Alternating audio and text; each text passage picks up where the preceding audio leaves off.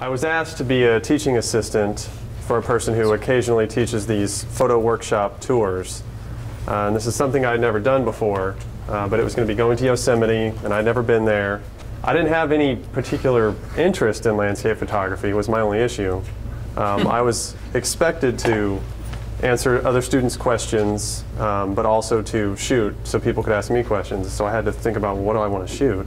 Just in my mind, landscape photography was maybe corny, you know? It's like you've seen these same views so many times that it's almost not real. Susan Sontag said something like, when you learn so much about the world through pictures, then when you see the real thing, it can be disappointing, you know, or unmoving.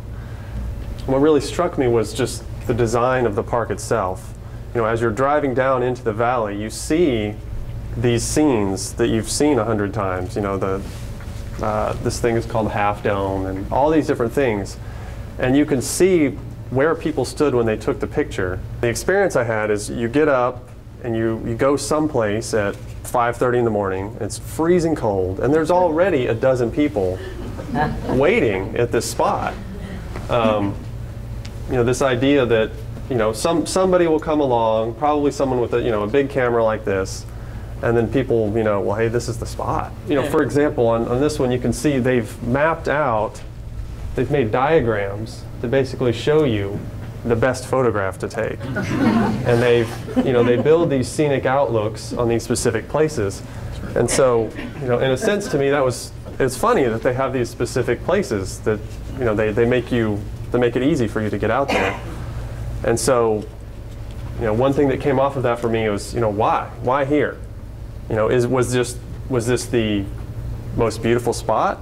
You know, if so, who determined that? Or was it just the most convenient spot? Maybe structurally that's the only place they could build it. And you don't really know these things, but this is sort of what you're left with.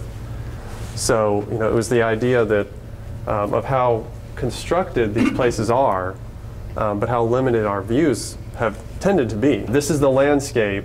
It's not just the mountain and the sun. It's everything. It's all the army of photographers that are there.